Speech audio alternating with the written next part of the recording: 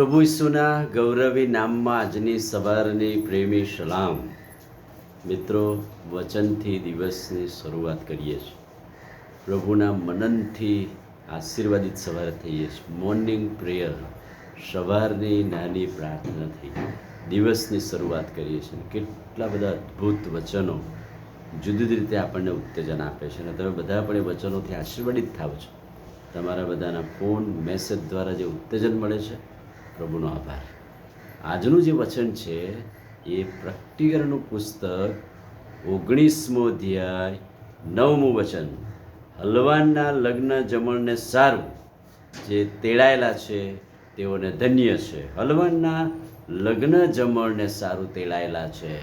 એટલે કે પ્રથમ તો આ વચનમાં એક મોટું આમંત્રણ છે લગ્ન જમણમાં આવવાનું. લગ્ન જમણ કોણ? લગ્નનું જમણ હલવાનનું, એટલે ઈસુ ખ્રિસ્ત વરરાજા અને મંડળી એ એની કન્યા છે. અને આ કન્યાને લેવાને માટે આ વરરાજા આવશે. હલવાન પ્રભુ ઈસુ ખ્રિસ્ત અને મંડળી એ લગ્ન અને લગ્ન જમણમાં આવવાને માટે જેઓને આમંત્રણ છે તેઓને ધન્ય છે. અંતિમ જોડાણનું એક પ્રતીક ખ્રિસ્ત અને મંડળી સાથેનો સંબંધ, ખ્રિસ્ત અને મંડળી સાથે જોડાય એ ઈશ્વરની યોજના છે. અને જેઓએ પ્રભુને અંગત તારનાર તરીકે સ્વીકાર્યો છે, જેઓએ સુવાર્તા સ્વીકારી છે, તેઓને માટે આ આમંત્રણ છે. છેલ્લા હલવાનના લગ્ન જમણ માટે જેઓએ પોતાની જાતને તૈયાર કરી છે, આ તો એક દૈવી આદેશ આપવામાં આવ્યો છે, એક પડકાર આપવામાં આવ્યો છે, ખુલ્લું આમંત્રણ છે. હલવાનના લગ્ન જમણમાં જે લોકો તેડાયેલા છે તેઓને ધન્ય છે. એટલે કે આપણે સુવાર્તા પ્રાપ્ત કરી, તારણ તેડાનો અનુભવ કર્યો, ખ્રિસ્તમાં આવ્યા અને હવે અંતિમ જોડાણના પ્રતીકમાં આપણે જોડાઈશું. લુકની લખેલી સુવાર્તા 14મો અધ્યાય 15મું વચન. દેવના રાજ્યમાં જે રોટલી ખાશે તેને ધન્ય છે. એ પણ લગ્ન જમણની વાત છે. દેવના રાજ્યમાં છેલ્લી ઘડીએ એ બાબત બનશે. માથેની સુવાર્તા 22મો અધ્યાય 1-3 વચન પણ આકાશનું રાજ્ય એક રાજાના દીકરાના લગ્ન જમણ જેવું છે, અને જેમાં સર્વને તેડવામાં નોતરવામાં આવ્યા છે તેમને ધન્ય છે. પ્રકટીકરણ 20 અને 6. ત્યાં શું લખેલું છે? પહેલા પુનરુત્થાનમાં જેને ભાગ છે તેને ધન્ય છે. બીજું વચન, આહવાન, આમંત્રણ, એ તો પહેલા પુનરુત્થાનમાં જેનો ભાગ છે તેને ધન્ય છે. પહેલું પુનરુત્થાન અને બીજું મરણ.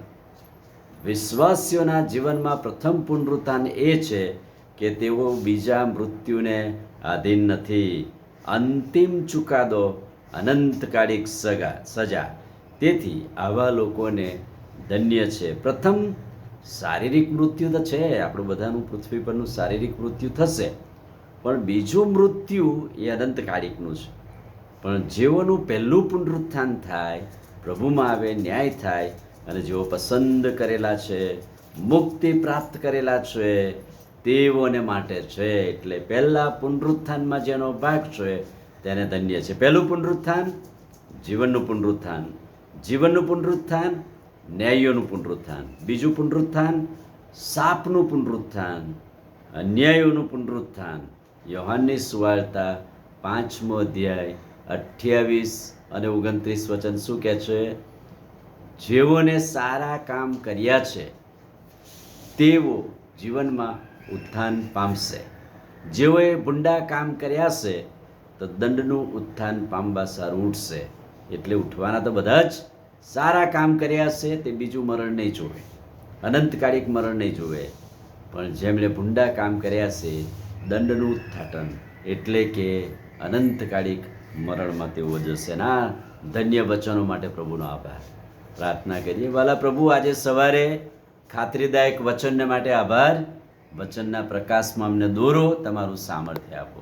પ્રભુ ઈસુના નામમાં માગીએ છીએ, સાંભળોને માન્ય કરો. આમીન. God bless you.